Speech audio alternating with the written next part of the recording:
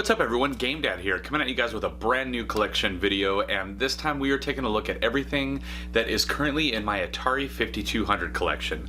Now, this is one of those pieces of my collection that's actually quite a bit smaller in the total number of games that I have, but I still like what I got so far. So, come with me as we check out what's on the list. Centipede was released by Atari in 1982, and in this game you are playing as a person that is shooting at the centipede in the magical forest. Now, games back then obviously required a bit more imagination, but this is a fun classic nonetheless. Like most other games in this video, Frogger, released by Parker Brothers in 1983, is yet another classic. And this game has been released over and over again on multiple different consoles, but here on the 5200, as you can see, it's bright, it's colorful, and the audio is actually pretty great. Galaxian was released by Atari in 1982, and this game is kind of like a Space Invaders clone.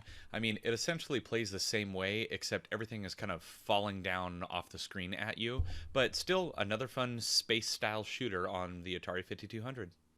Up next, we have Gorf, released by CBS Electronics in 1983, and this one, much like many of the games from this era, is another like Space Invaders kind of clone game, but you also sort of have this force field kind of shield thing going on, but overall, I mean, it's just another space shooter.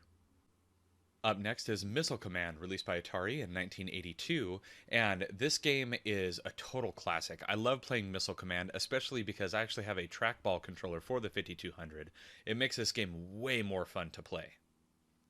And here we have Moon Patrol, released by Atari in 1983, and this game kind of reminds me of when a page won't load in the Google Chrome browser and you get that little running, jumping dinosaur game.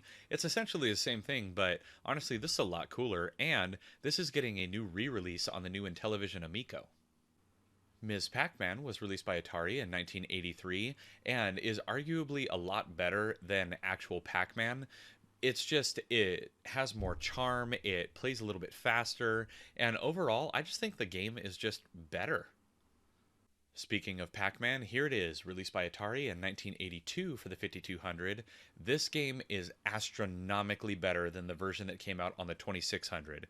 This game actually feels like an arcade game. Not quite 100% arcade perfect, but immensely better than the 2600 version.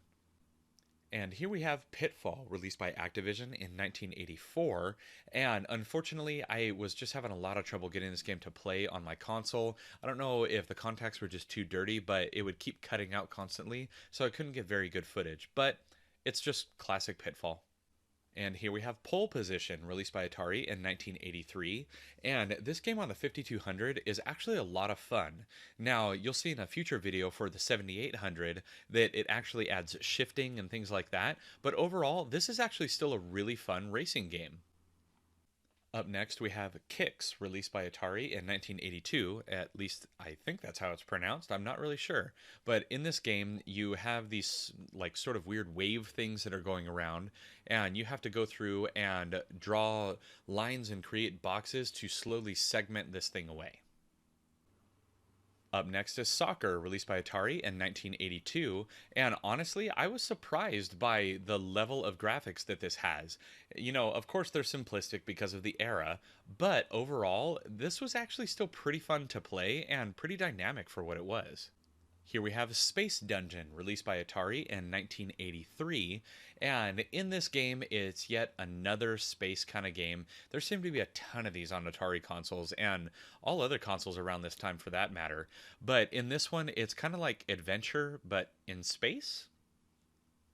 And here's the classic Space Invaders, released by Atari in 1982, and this is definitely one of the more fun versions for me, just because of how colorful it is, how all the different aliens have their different shapes and things like that, and overall, I think this is just a really good iteration of this game.